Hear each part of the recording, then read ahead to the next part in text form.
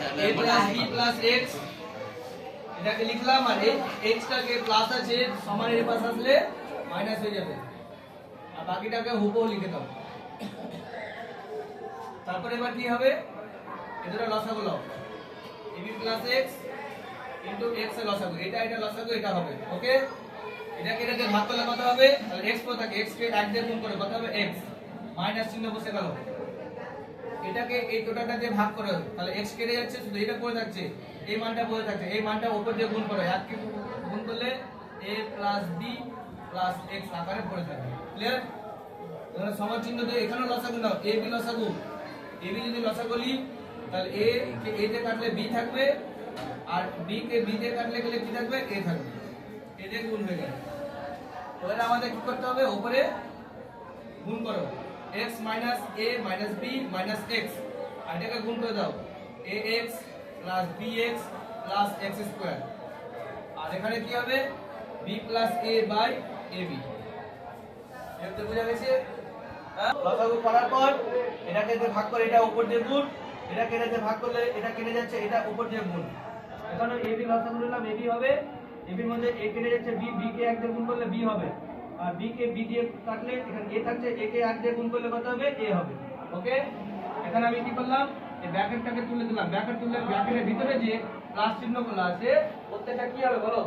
Minus হয়ে যাবে আর a এর আগে প্লাস ছিল মাইনাস হয়ে গেছে b এর আগে প্লাস ছিল মাইনাস হয়ে গেছে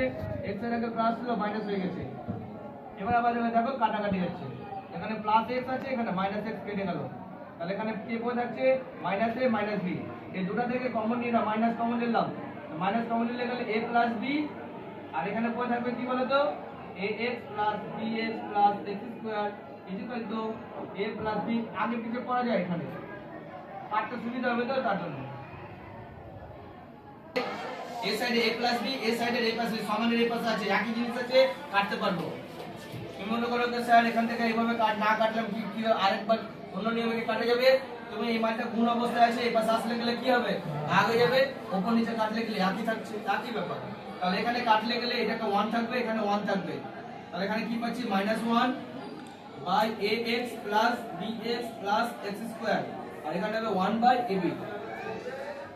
এবার আমরা কি করব বর্গমূল করব এটাকে এটা দিয়ে গুণ এটাকে এটা দিয়ে গুণ এটাকে এই পুরোটাকে 1 দিয়ে গুণ করলে এই মানটাই হবে তাহলে ax plus bx plus x square আর এই মানটাকে এবার দিয়ে গুণ করলে কত হবে মাইনাস ab bx প্লাস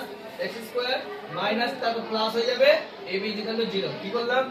এই যে এই মাইনাস ab টা আছে এই পাশে আসলে কি হয়ে যাবে প্লাস হয়ে যাবে তো বাকিটা কি পড়ে থাকবে কিছু পড়ে থাকছে না তার জন্য 0 হয়ে গেছে আর এখানে ab টা মাইনাস ছিল আর এখানে দেখো প্লাস হয়ে গেছে করতে হবে কমন নাও কাজ করব আমরা কমন নিব এটার সঙ্গে এটাকে কমন নিব এটার সঙ্গে এটাকে কমন নিব তো x স্কয়ার প্লাস ax আর এখানে তোমার bx plus ab equal to কত হবে 0। এটা মডিফাই করলাম আগেরটাকে নিয়ে চলে আসলাম এটা পরে লিখলাম এটা লিখলাম এটাই পরে লিখলাম এটা লেখা যাবে আগে পিছে করা যায় যোগ বিয়োগ গুলো আগে পিছে করা যায় চিহ্ন সহ হবে তাহলে এখান থেকে তোমার x টা কমন নিয়ে নাও x প্লাস a আর এখানে b কমন নিয়ে নাও x plus a equal to 0। দেখো এখানে x প্লাস a এখানে x প্লাস a এখান থেকে আবার কমন যাচ্ছে x প্লাস a কমন যাচ্ছে তাহলে এখানে কি বসে যাচ্ছে x প্লাস b বসে যাচ্ছে ইকুয়াল টু 0। তাহলে এখান থেকে কাজ হবে কি দেখো কোন দুটো সংখ্যা যদি গুণফল 0 হয় তাহলে সংখ্যা দুটো কি হয় আলাদা আলাদা করে কি হয় তোমরা বলো কি হয় 0 হবে তাহলে এখানে করো তাহলে x plus a equal to একবার 0 হবে